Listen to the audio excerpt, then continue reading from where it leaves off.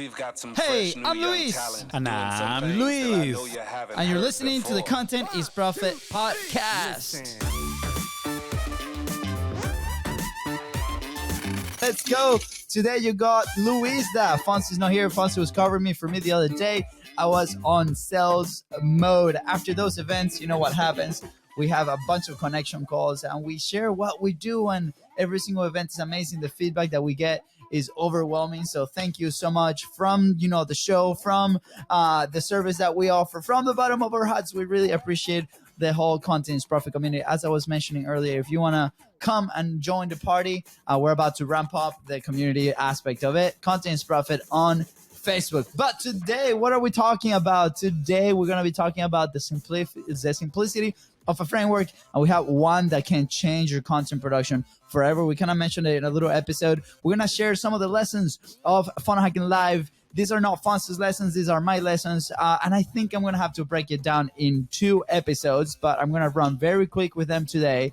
We're actually going to share with you the YouTube signals you want to know about. What is YouTube searching for in your videos? This was mind-blowing to me. And then what is more fun than fun? This talk was deeply impactful for everybody on the room. I think we had 5,000 people crying in the same conference. I was one of them, and I love this story. But also, what are you winning for? So anyways, these are just a few of the things that we're going to dive in today. And here we go. So obviously, you guys know that we have been on the road in a few events. The last one that we did was Funnel Hacking Live in Orlando, Florida.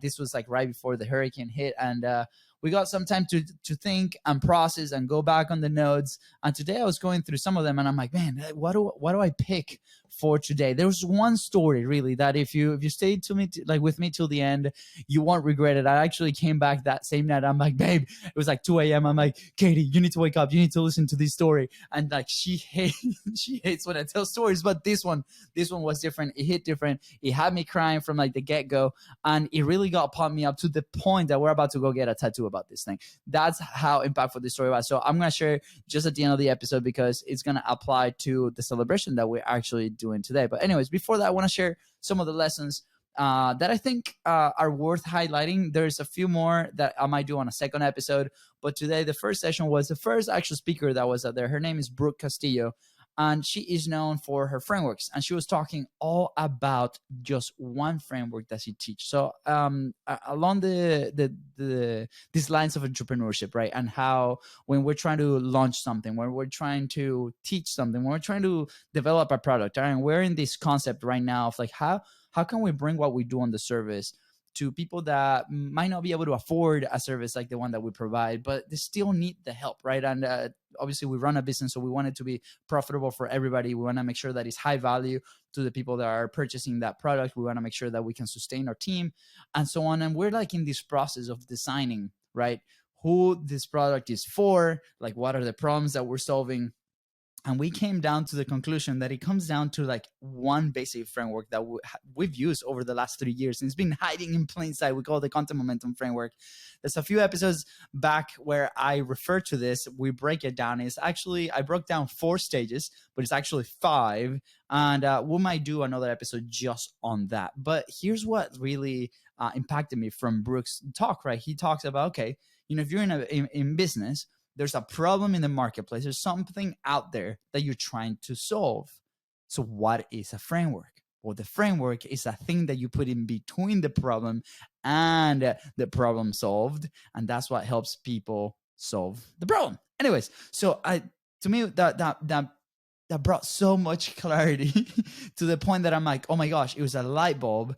And immediately went to my notebook and I drew, right, in these like noodles or like doodles, I guess, the framework that we operate with Content Momentum, with BIZBROS, with the platforms that we manage, platform meaning podcasts and different video platforms, and how we produce so consistently, so massively, and then we create opportunities from that, whether that is sponsorships like HubSpot, shout out to our amazing network, or opportunities like referrals or amazing partners in the business, or even clients sometimes, right? But that's not really the priority. But when we focus on that framework and that solution, everything made sense. So I would encourage everybody to kind of focus, like, what is the thing, what is the problem that you solve, right? Where are you trying to get people, and what is the framework? What are the steps that you're going to put in between to solve that problem? In our specific case, how we started the company, we started with the issue of production. A lot of people are coming to us for content production, and they wanted very fast content production. They wanted very consistent content production. And we developed a system. We developed there's two frameworks that we play with, but we call it content momentum, right? But within that framework, that's how we operate every single day. And just today, we're going through a call with shout out to Noel and Charlene.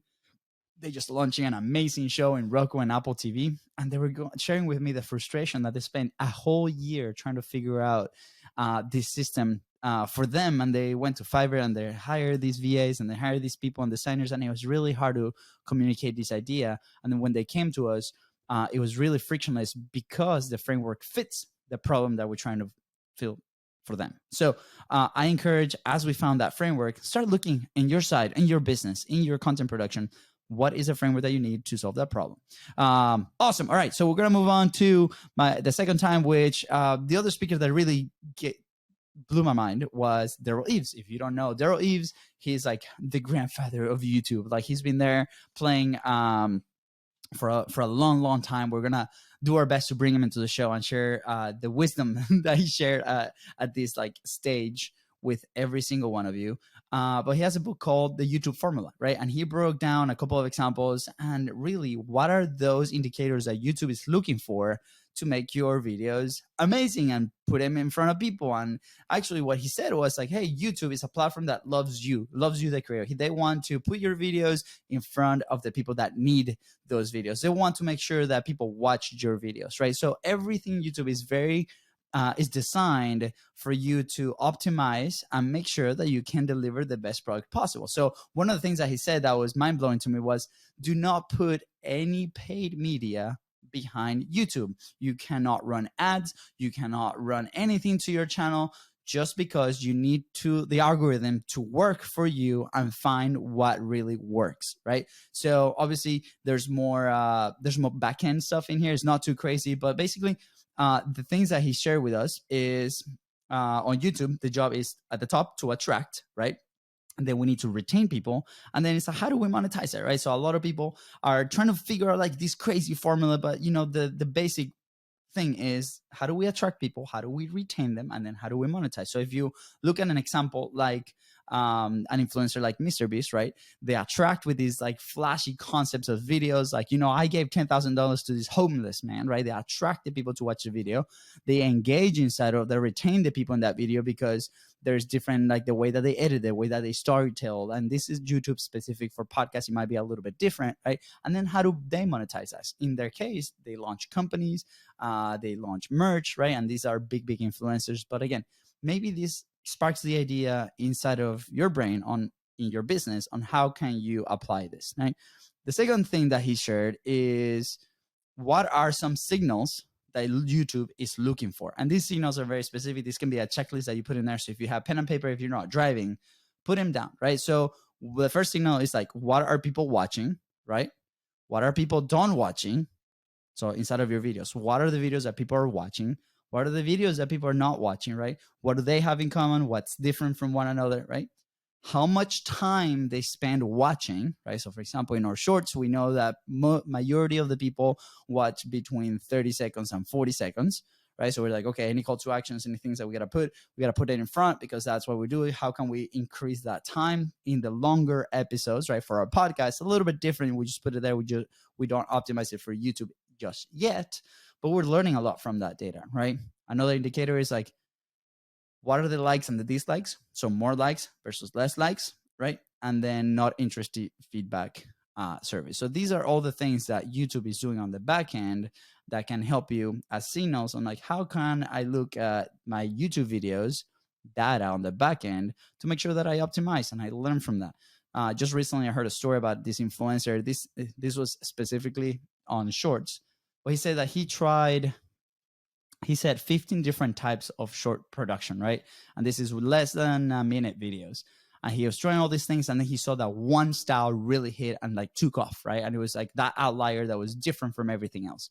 And then he said, I doubled down on that one thing. So once he found the style and the type of video that his audience really resonated with, he's like, I'm going to double down on them. He started creating these different versions. And what he shared is that he grew between 30 and 50,000 subscribers in just a short period of time. I think it was like 30 days. So again, what is the one thing that's working? Look, go in the back end, go back to the signals that YouTube is looking for, and start identifying that data. So maybe if you want us to dive deep into this YouTube world, which for us is also, we're learning, we're coming from the podcast world, let us know and we'll dive in. We'll bring some experts and we'll talk about it. All right. The last part is like the story, the people impacted. This story really moved us to action and took us to a place that maybe we lost in a little bit in the day-to-day action, and it put us in a place where we came out highly motivated. We came out pumped. We came out emotional. I had to call my parents and tell them that I love them. I had to call Katie and like put my kids on the phone and tell them that I love them. It was really awesome, right? And to the point that Fonzie and me are gonna get a tattoo about this. But obviously, if you don't know Ed Milet, go check him out. He has an amazing podcast. He has a book that he just launched. But he talked. His speech was incredible, clearly. But there was a story in there that maybe resonates because I'm a father. And at the same time, I was, in some point in my life, I was very competitive. And I feel like maybe I lost that competitiveness in a way, looking for fun on different things, right? And he shares this story that really moved me, and I'm going to do my best to replicate this story. So Ed is obviously an amazing entrepreneur. He goes through his entire journey of being an entrepreneur, very successful, different multiple businesses, real estate, bunch of stuff, right? But then he has this amazing kid. He's 13 years old at the time that he's telling this story. And he shows this picture in the big screen, and his feet is pointing one way, like his torso is pointing the other way. He's in a golf outfit. He has like this club, grabbing it the wrong way, right? And he goes like, "That's my kid," and the highly uncoordinated kid, right? Everybody's laughing, and he goes on telling the story. It's like, "Hey, I really love golf, but I'm not good at it." But he told me that he wanted to learn golf, so we went out to this country club and we started playing golf, and I got really into it and really competitive, but he sucked. He was no good. And then we will get back home and then we'll tell, mom that we didn't do good. And we made the decision as a family that golf was just going to be a fun time, that we're just going to have fun. Right. So they will go out to the course and they'll play and they'll do bad. They even stop, keeping score. And, I can relate. I have a 3-year-old, right? We've tried soccer. Maybe it's a little young or not, but, every parent out there has had a moment where you surrender to just fun, right? We're like, oh my gosh, I wish, maybe we were a little bit more competitive, or I wish we would win. Or if you ever play sports, right, you feel that, right? So he continues telling this story. And then one day, they go and they are playing this tournament, right? So they're in this country club that they are members.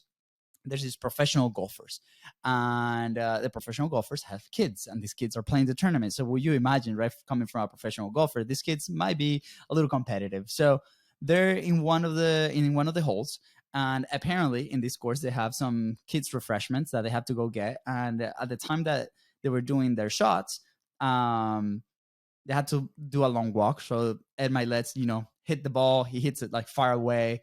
And one of the kids like, "Oh, Dad, I'm hungry." Like one of the other competitors, right? And the dad goes, "Hey, don't worry. Let Ed's kid go get the food. He doesn't care anyway." This was the moment that everything changed. Ed turns around and he tells the dad, like, "Hey, this is very disrespectful. You don't talk like that to my kid." And, he goes off and he uses different words, but he goes crazy, crazy aggressive to this dad and protective of his kid. And, but he then shuts up and he's like, "Man, like maybe this is my fault." So he goes back and he talks to his kid and he grabs him and, he goes down to his level, he grabs him by the shoulders. He like takes the shirts off and, puts the shirt back on. He's like, "This is your winning shirt." And the kid's like, "What? This is your winning shirt?" And the kid's like, "I don't understand that. I thought we were having fun." And he goes like, "Do you know what's more fun than fun?" The kid's like, "What?" "Winning is more fun than fun. Winning is more fun than fun. So today we're winning." And the kid's like in shock. He's like, "What? Like winning is more fun than fun." And anyway, so the kid goes out and and he starts shooting all these amazing shots, and they end up winning the tournament, right? And the point of the story is the kid had everything in his power. Right? He had the resources, he had the coaches, he had the tools, he had the best equipment, he had the best dad, everything in his favor, right? But he was still failing, and I'm doing air quotes, in the game, because his mindset was not the right mindset, right? His mindset wasn't just having fun. And the second that changed, and in this specific example, right, it's this whole situation of them losing and other kids, maybe bullying him in an emotional way, the whole mindset of switching from fun to winning, because the context in that side is like winning is more fun than fun. Then they just rewrote the entire script. He ends up winning. And fast forward a bunch of years, the kid wins like 20 tournaments in a row. The kid goes get a D1 golf scholarship. He's an amazing golfer today. So the whole point of the story is, what is the mindset? What is the mind shift that you're going to have in your business, in your publishing, in your content, in everything, so you can start winning? The second we heard that story, fire was like reignited big time inside of me. Fonzie was also like excited. We're like, this is the thing, right? We're sharing this story everywhere. And, we've always approached the podcast as an amazing vehicle, right? To obviously have fun and have these amazing relationships and going out and connect with incredible entrepreneurs. And that's totally okay. We highly, highly recommend it. It's what fed us for like the last 3 years, right? Fed us, the business, the team, right? Like this is like the thing that we do. But we never really approached it with this like winning mentality, right? In some sort, it was like, hey, it's this thing that we're going to produce. We're going to do the best of it. But it was kind of passive. And from that day, we're like, there's no way, right? Everything that we produce, we're going to put our heart out. We're going to win at this thing. And over the last few days, things have been turned on. Like the content, I think, is more specific. It's we put more love, we put more energy. The interviews, the guests, like we have Chuck yesterday. I think that was the episode 2 days ago, and the feedback was incredible. The people from the community are coming back is because we are tackling this with a winning mentality. And what happened today, this morning, we jump on and I'm looking at the charts, and there's something that I do every single day. I'm looking at data, like what's working, what's not working, and it looks. And I look at this thing and it says, you are number 18 in the marketing category in the United States. One of the toughest categories for podcasts. We're out there with like right under Chris Dell. Chris Dell, we're coming for you. And if you don't know Chris Dell, there's an episode in the podcast. Amazing entrepreneur and creator. And that got my fire going, and we're sharing this story, and a lot of people are being very motivated. And so what's the story that you're going to share? What's the winning thing that you're going to do? What are you winning for, right? We're doing this for our family. We're doing this for bigger reasons than just having a very successful business. That's just a part of it, right? We're here to help people, to motivate. If a story motivates you, if a story moves a step forward in your journey, that's amazing. So I just want to put these thoughts out there. I know that there's so many more lessons, but I didn't have much time today, and I really wanted to put this out. So thank you for letting me share this. I hope you are shifting your mindset to win. Go check out Ed. Go check out Daryl Eves. Go check out Brooke Castillo. And then maybe we have a second part with Anthony Morrison about webinars, Steve Larson with presentations and these crazy marketing stunts, right? Perry Belcher with like premiums and how to make sure that people buy your stuff, right? And then maybe Mari Forleo. So there's a bunch of stuff, a bunch of lessons. If you want, give me a thumbs up on social media. Let me know, and we can dive deep into this with Fonzie as well. But anyways, with that said, guys, thank you so much for tuning into the Content is Profit podcast. Go ahead and follow the show in your favorite platform and on social media at BIZBROS. Go on. If you're enjoying these episodes, don't forget to share it with 5 friends. I'm going to say 5 friends so they can download these episodes and move their stuff forward. Let's go.